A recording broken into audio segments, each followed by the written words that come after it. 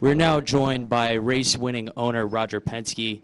Roger, can you just go ahead and talk about, 50th anniversary? Can you talk about what it means to be having a championship, contender in Joey next week at Homestead? Well, I guess I could say we're going to Homestead, which you wanted to say, many races ago, but for me, to come here, and I came here when you had to come across the water to get to the track. Things have sure changed, and certainly with the new architecture that's going to take place over the next couple of years, it's an amazing place. But today, I'd have to say that, the team really was disciplined.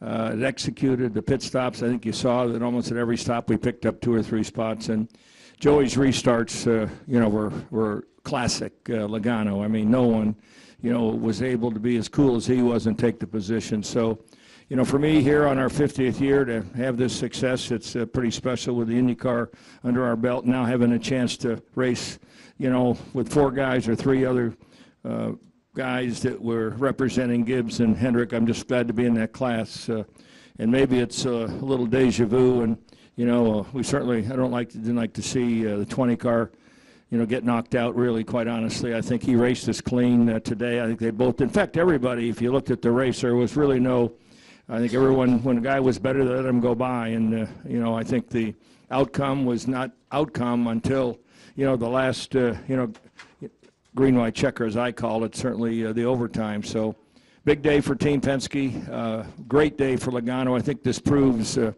just how good he is continually to get the job done for us, and Todd Gordon, obviously his ability to keep our crew together and continue to make that car better at every race and see the finishes is amazing. That's what we're in this business for. Excellent. We are now joined by race-winning crew chief Todd Gordon. Todd, can you just talk about Joey's performance today, what it means to be in the championship for next weekend at Homestead? Yeah, it's pretty special. Race-winning crew chief, that's a great thing to hear. We had a good car early in the race.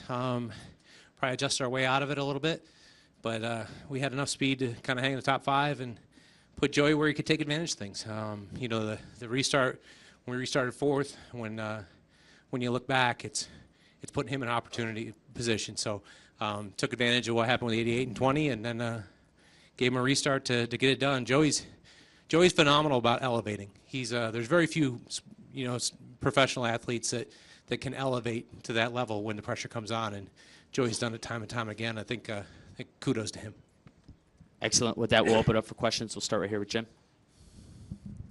Jim Utter, motorsport.com. If each of you would answer this question, do you consider this somewhat redemption for how last season ended, or have you looked at it more as just the culmination of another strong season?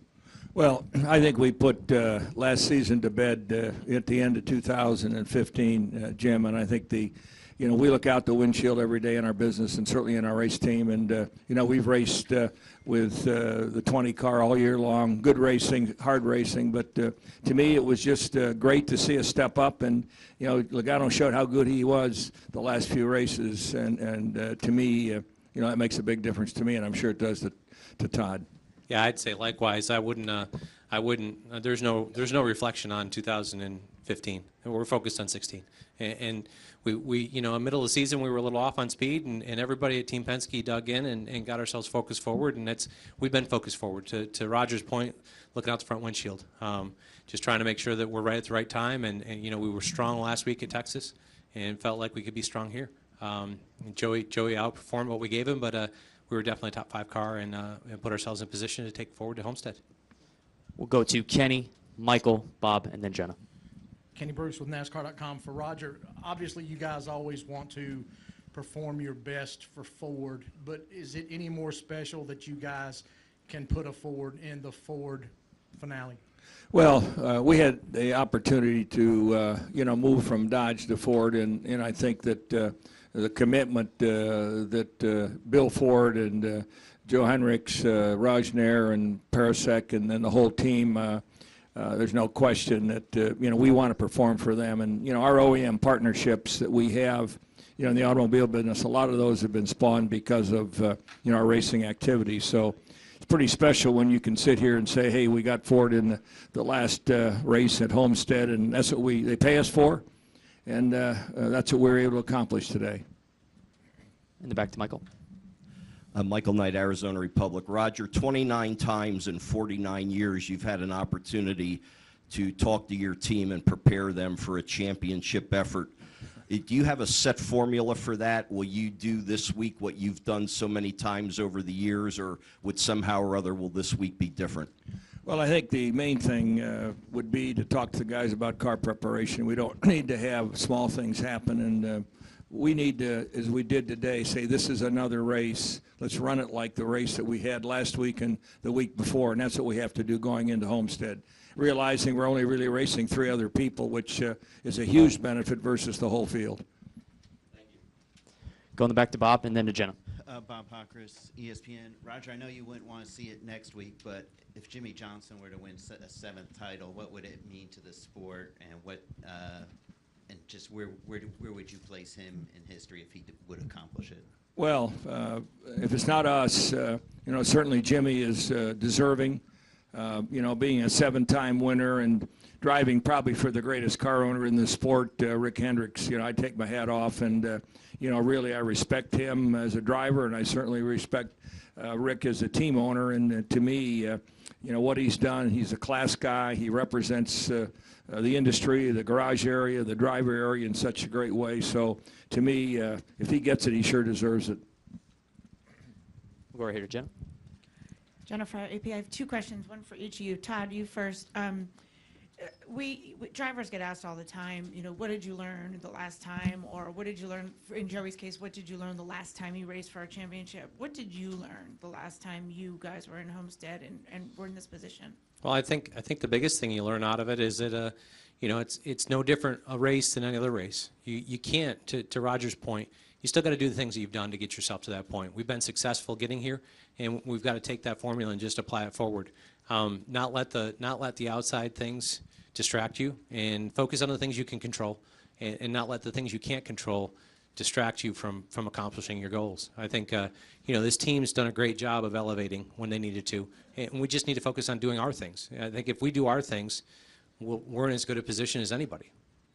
And Roger, next week is Tony's last NASCAR race. I know you had offered him the Indy 500 ride. You think pretty highly of him. What will NASCAR miss with him no longer being a driver?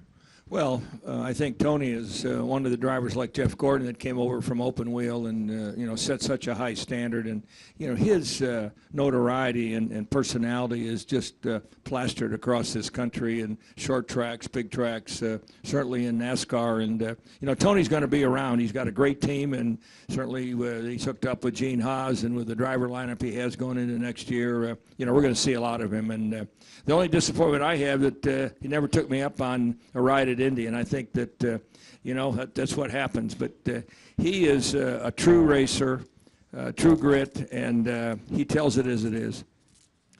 We'll go upstairs now for a question to the press box. 2 questions. Wolfgang Monse, Rennsport Press Agency. First of all, congratulations for you. Question number 1 for Roger. Early in the year, you won the IndyCar title with Simon Pagenaud. Now there's a chance to win the Sprint Cup title with Joey. It's maybe culmination. It's your history, 50th anniversary of your motor racing business. Is there anything left in motor racing in any kind of championship which is an unfinished business for you? I don't want to mention Formula One, but you were 40 years ago there. I'm not sure that I'm ready for, have a checkbook, I'm ready for Formula One, so that might be, no, I think, you know, this is something that we have got our eye on, and, you know, to get this close, we have to execute. You know, to me, you know, I've always, you know, wanted to race a team at Le Mans in under the current circumstances, so that would be something that's high on my list from the standpoint of maybe competing in. But we've got so much racing going on right now, and I think what we need to do is we have in our business stay focused. Okay, and another question is, your team, IndyCar and Sprint Cup team, are in one building.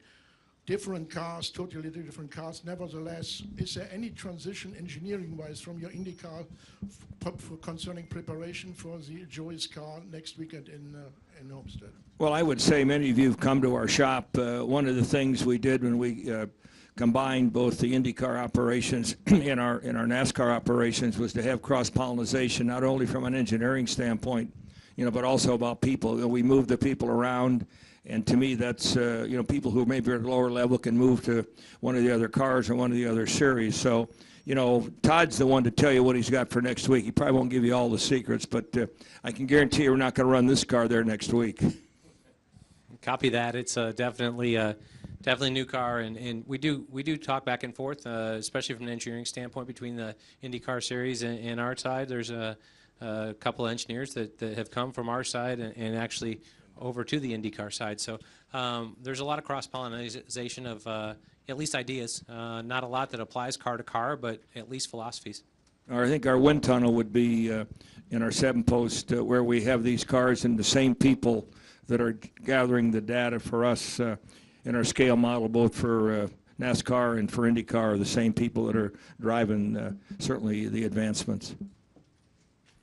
David Swope, ESPN Radio Albuquerque. Roger, what's the progress on adding a third team to Sprint Cup next season?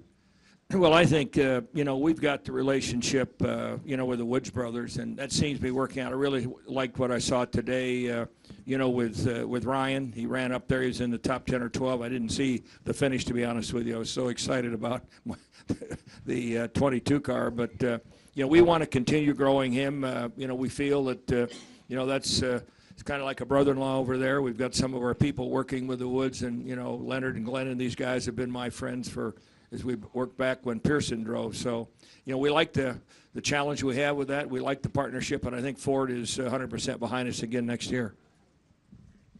Right here.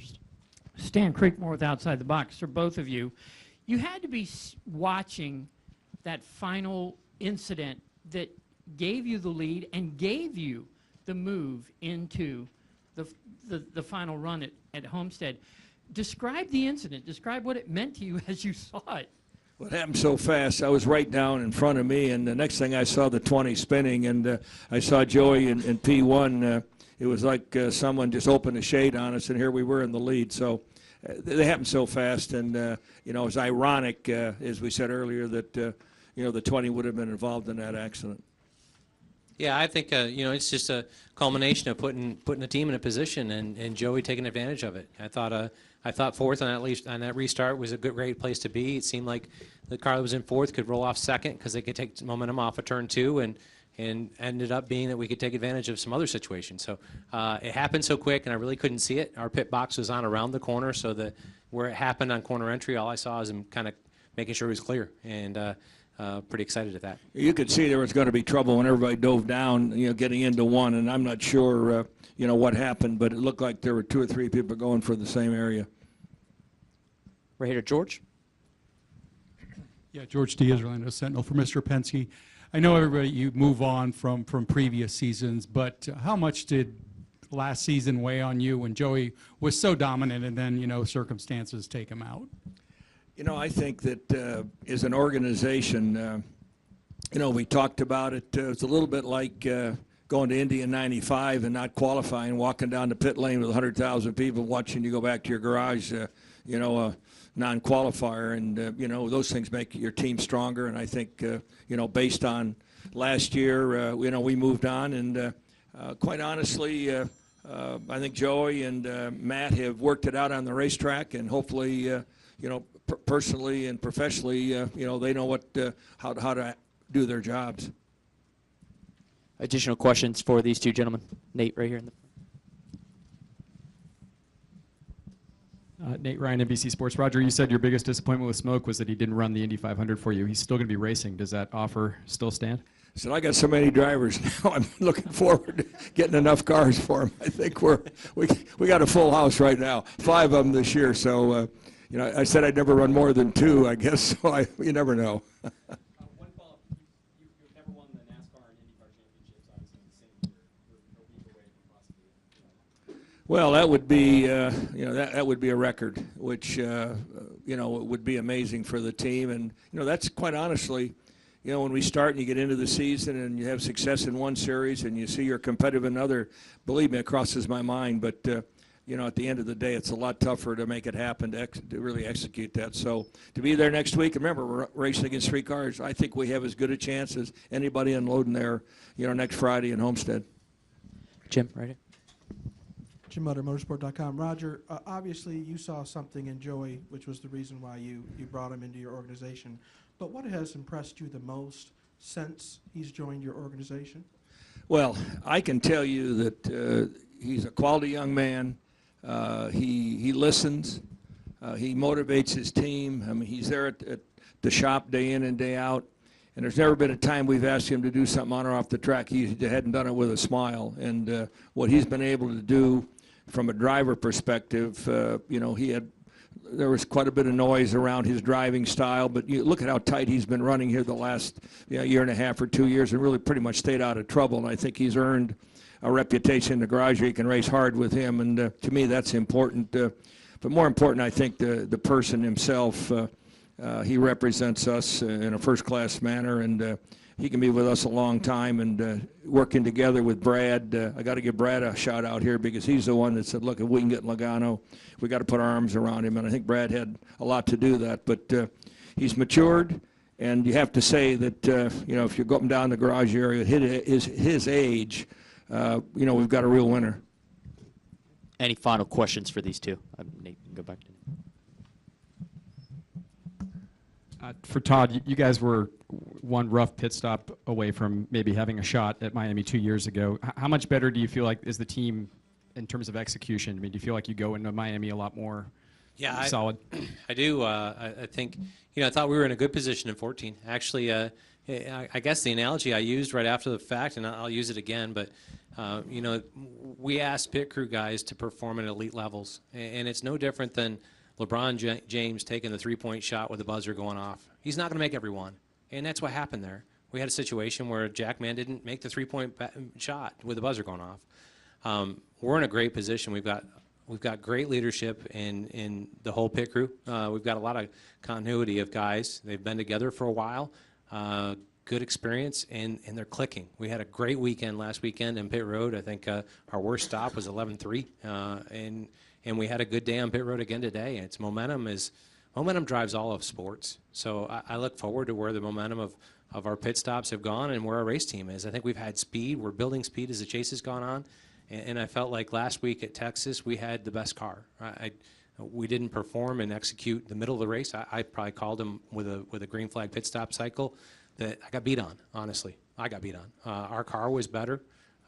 We just didn't need to get back to it. So I love that we've got speed. I love that our pit crew's got confidence and our race team's got confidence. And on top of that, we got a guy that's a closer. I think Joey elevates when pressure gets put on him.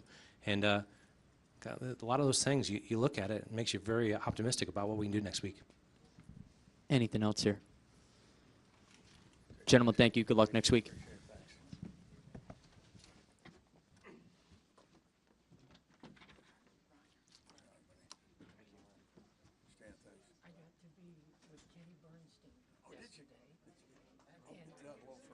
What he had to say about you and your strength, convincing him he couldn't stay in IndyCar racing, and then watching and knowing you were coming into Winston Cup, he said, I can't stay there even. He says, Penske's going to beat me. He's a great guy. Yes. Yep. That's great.